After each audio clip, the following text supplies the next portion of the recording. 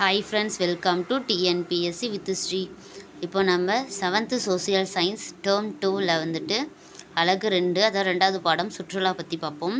இப்போ கற்றல் நோக்கங்கள். சுற்றுலா என்ற கருத்தை வரையறுத்தல், சுற்றுலாவின் அடிப்படை மற்றும் புவியியல் கூறுகளின் மதிப்பை உணர்தல், சுற்றுலாவின் வகைகளை புரிந்து கொள்ளுதல், இந்தியாவில் சுற்றுலா பயணிகளை ஈர்க்கும் இடங்களை அடையாளம் காணுதல், தமிழ்நாட்டில் சுற்றுலா பயணிகளை ஈர்க்கும் இடங்களை விளக்குதல். இப்போ நம்ம அறிமுகத்திலேருந்து பார்ப்போம். இதிலேருந்து தான் நம்ம இம்பார்ட்டன்ட் வரும். சுற்றுலா பயணி என்ற சொல் டூரியன், அதாவது அது டூரிஸ்ட்லாம் சொல்லுவாங்களா, அதனால் சுற்றுலா பயணி என்ற சொல் டூரியன் என்ற பழமையான ஆங்கில சொல்லிலிருந்து தோன்றியது. இது 24 மணி நேரத்திற்கு குறையாமலும் ஒரு ஆண்டிற்கு தனது வழக்கமான சூழலிலிருந்து பயணிப்பதை குறிக்கும். மதம், பொழுதுபோக்கு, வாணிகம், வரலாறு மற்றும் பண்பாடு போன்றவற்றை கருத்தில் கொண்டு பயணிப்பதற்கான காரணங்களாக இருக்கலாம்.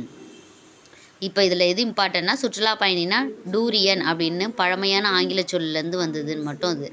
அடுத்தது சுற்றுலாவின் அடிப்படை கூறுகள். உலகில் உள்ள அனைத்து நாடுகளுக்கும் இன்றியமையாத வருவாய் ஆதாரமாக சுற்றுலா அமைந்துள்ளது. நாட்டின் சமூக, கலாச்சார, கல்வி மற்றும்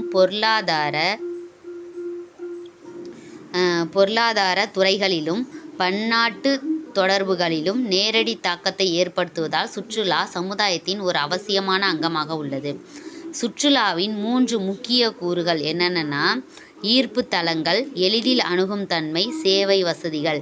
இந்த 3 கூறுகளையும் இணைக்கும் கோட்பாடு ஆங்கிலத்தில் A3 என அழைக்கப்படுகின்றது. இதை 3த்தையும், அதாவது ஈர்ப்பு தலம்னா அட்ராக்ஷன், எளிதில் அணுகும் தன்மைனா அசசபிலிட்டி, சேவை வசதிகள்னா அமென்டிஸ், இது A3ன்னு சொல்லுவாங்க. அடுத்தது ஈர்ப்பு தலங்கள் அப்படின்னா, ஈர்ப்பு தலங்கள் முக்கியமான 2 வகைகளை கொண்டுள்ளன. இயற்கை ஈர்ப்பு தலங்கள், கலாச்சார ஈர்ப்பு தலங்கள். இயற்கை ஈர்ப்பு தலங்கள் என்பவை நிலம் மற்றும் கடல் அமைப்பு, கடற்கரைகள், காலநிலை மற்றும் காடுகள் ஆகிய கூறுகள் அடங்கும். அதாவது இயற்கையினாலே நம்ம என்ன, நிலம், கடல், கடற்கரை, காலநிலை, இதனால் இந்த கூறுகள்லாம் அடங்கினது தான் இயற்கை ஈர்ப்பு தலங்கள். கலாச்சார ஈர்ப்பு தலங்கள் அப்படின்னா, வரலாற்று நினைவு சின்னங்களையும் பிற அறிவார்ந்த படைப்புகளையும் உள்ளடக்கியதாகும். இவை தவிர கண்காட்சிகள் மற்றும் பண்டிகைகளும் கலாச்சார ஈர்ப்புகளில் அடங்கும். அடுத்தது எளிதில் அணுகும் தன்மை.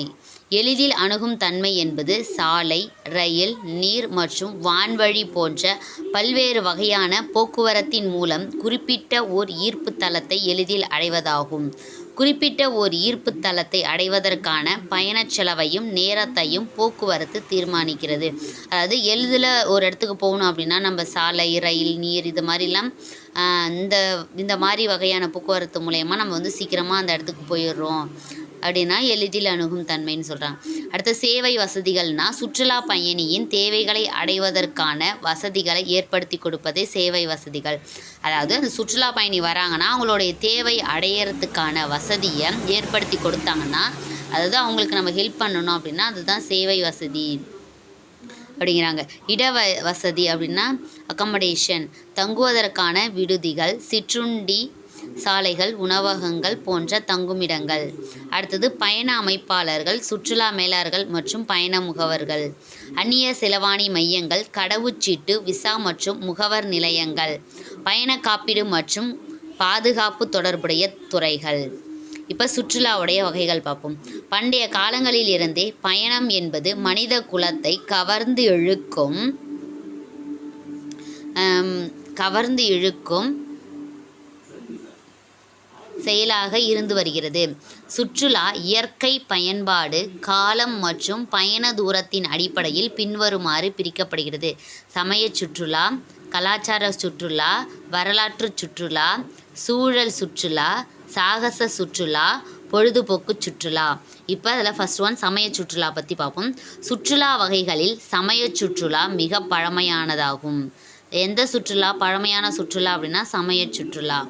இதில் மக்கள் தனித்தனியாகவோ குழுக்களாகவோ புனித யாத்திரையாக கோவில்கள், தேவாலயங்கள், மசூதிகள் மற்றும் பிற புனித தலங்களுக்கு பயணம் மேற்கொள்கின்றனர்.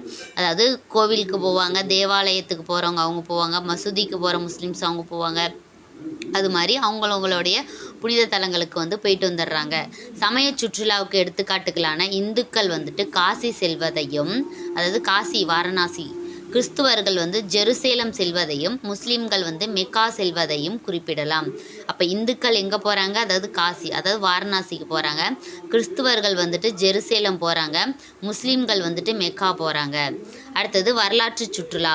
இவ்வகை சுற்றுலா அருங்காட்சியகங்கள், நினைவு சின்னங்கள், தொல்பொருள் ஆராய்ச்சி பகுதிகள், கோட்டைகள், கோவில்கள் போன்ற வரலாற்று முக்கியத்துவம் வாய்ந்த இடங்கள் ஆகியவற்றினை பார்வையிடுவதை மையமாக கொண்டுள்ளது.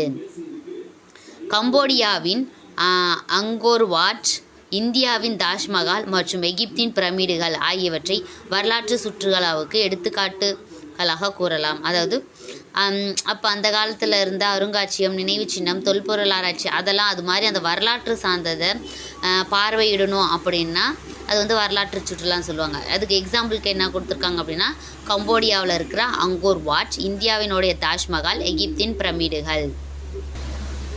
அடுத்தது சூழல் சுற்றுலா.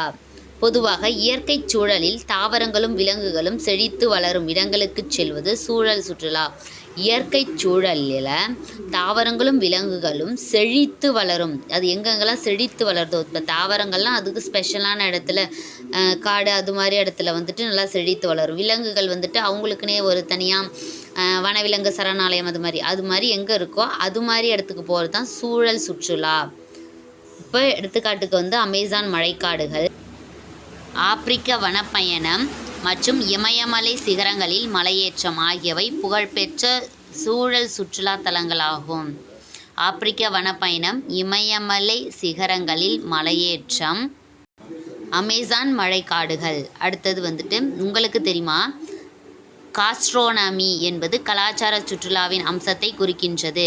காஸ்ட்ரோனமி அப்படிங்கன்னா கலாச்சார சுற்றுலாவின் அம்சத்தை குறிக்கிறது. கலாச்சார சுற்றுலாவின் அம்சத்தை குறிக்கிறது காஸ்ட்ரோனமி.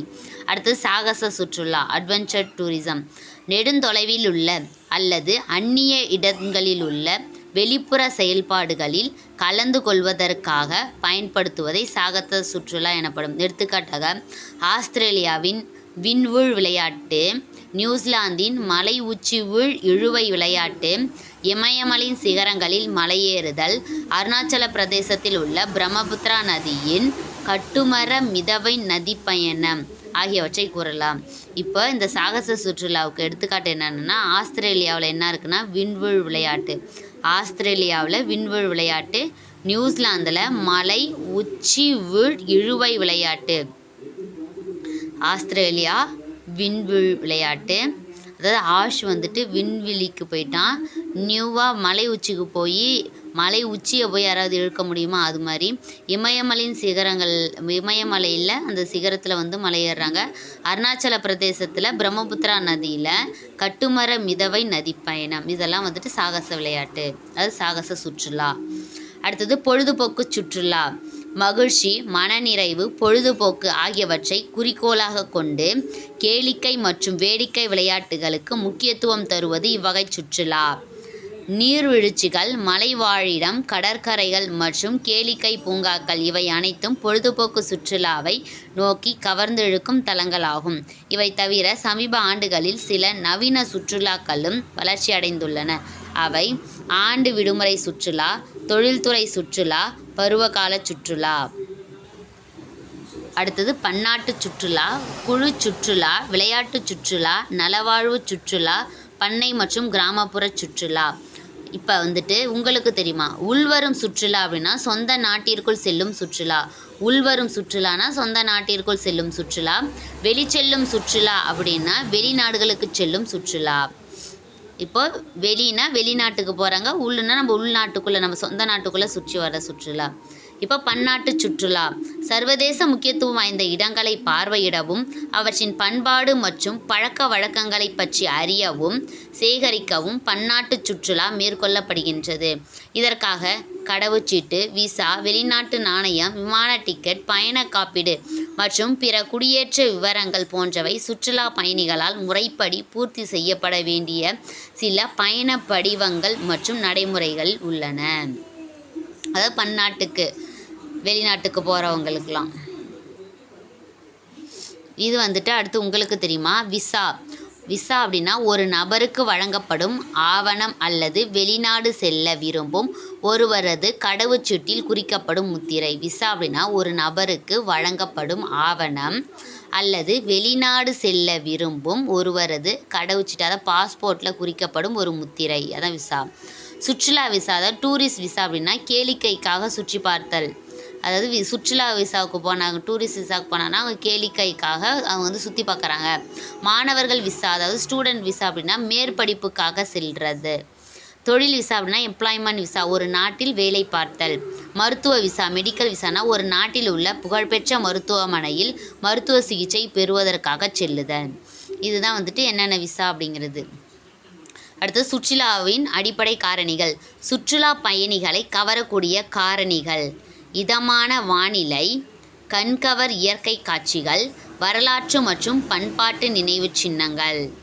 சுற்றுலாவிற்கான புவியியல் காரணிகள்: நிலத்தோற்றம், நிலத்தோற்றத்தில் மலைகள், பீடபூமிகள், ஆழ் பள்ளத்தாக்குகள், குகைகள், மணல் குன்றுகள், பனியாற்று நாற்காலி, பவளப்பாறைகள், ஓங்கல்கள் போன்றவை நிலத்தோற்றங்கள், அதாவது நிலத்தில் இருக்கிற மாதிரி.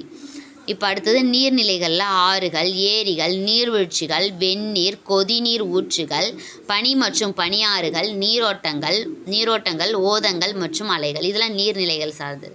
தாவரங்கள்னா காடுகள், புல்வெளிகள், பெருவெளிகள், பாலைவனங்கள். காலநிலைனா சூரிய ஒளி, மேகங்கள், சிறந்த வெப்பநிலை, மழைப்பொழிவு மற்றும் பனி. விலங்குகள்னா வனவிலங்குகள், பறவைகள் சரணாலயம், வனவிலங்கு பாதுகாப்பு சரணாலயம், மிருக காட்சி சாலை. அடுத்தது வேட்டையாடுதல் மற்றும் மீன்பிடித்தல். அடுத்தது குடியிருப்பு காரணிகள்: நகரங்கள், மாநகரங்கள் மற்றும் கிராமங்கள், வரலாற்று அழிவு எச்சங்கள், நினைவுச் சின்னங்கள். கலாச்சாரம்: மக்களின் வாழ்க்கை முறை, பாரம்பரியம், நாட்டுப்புற வழக்கங்கள், ஓவியங்கள் மற்றும் கைவினைப் பொருட்கள். இது வந்து உங்களுக்கு தெரியுமா? வனவிலங்கு பாதுகாப்பு சரணாலயம் காட்டு விலங்குகளின் பாதுகாப்பிற்கு ஒதுக்கப்பட்ட நிலப்பகுதி.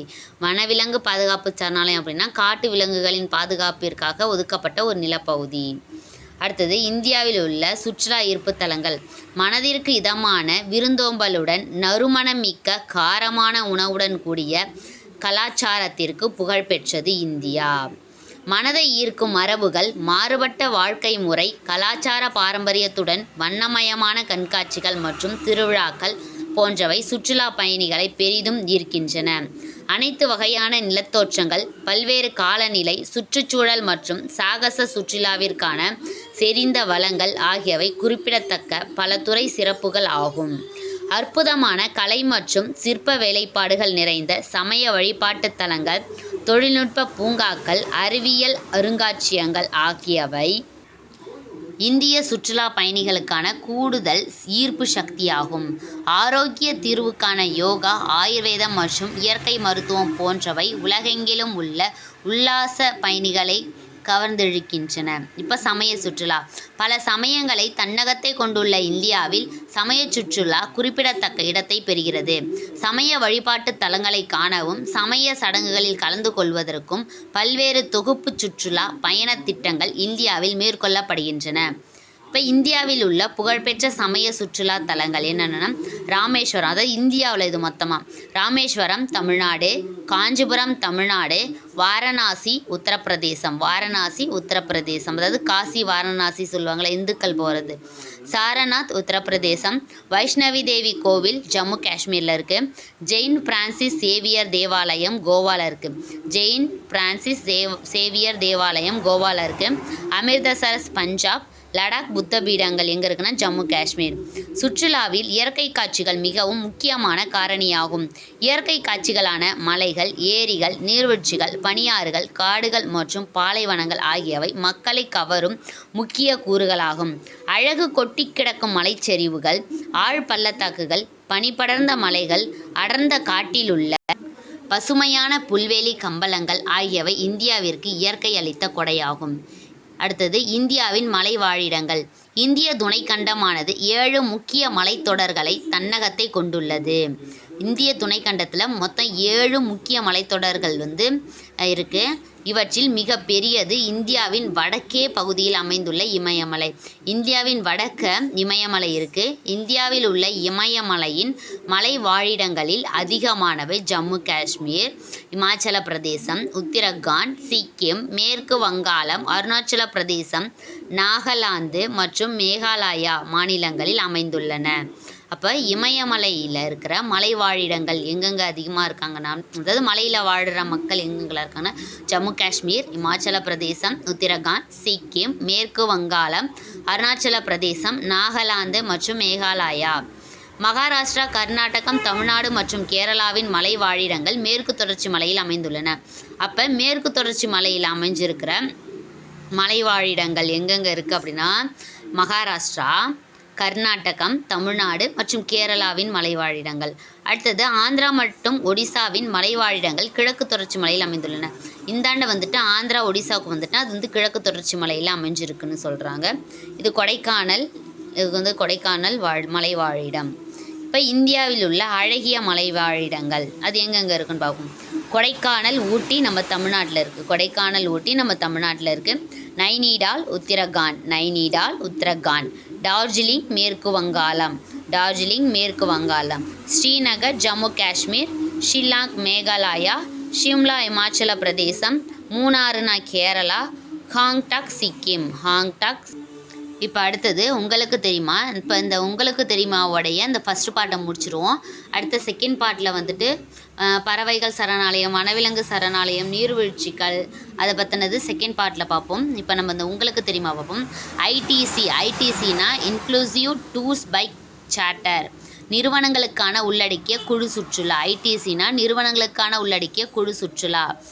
IATA இன்டர்நேஷ்னல் ஏர் டிரான்ஸ்போர்ட் அசோசியேஷன், பன்னாட்டு வான்வழி போக்குவரத்து சங்கம். IATO இந்திய பயண அமைப்பாளர்கள் சங்கம், அதாவது Indian association of tour operators. TAAI இந்திய பயண முகவர்கள் சங்கம். Travel agents association of India. TTTHA Tamil Nadu சுற்றுலா பயணம் மற்றும் விருந்தோம்பல் சங்கம். Tamil Nadu to travel and hospitality association. TTTC Tamil Nadu சுற்றுலா வளர்ச்சி கழகம். Tamil Nadu tourism development corporation. Thank you friends. Second பார்ட்டில் பார்ப்போம். சப்ஸ்கிரைப் பண்ணுங்கள். தேங்க்யூ.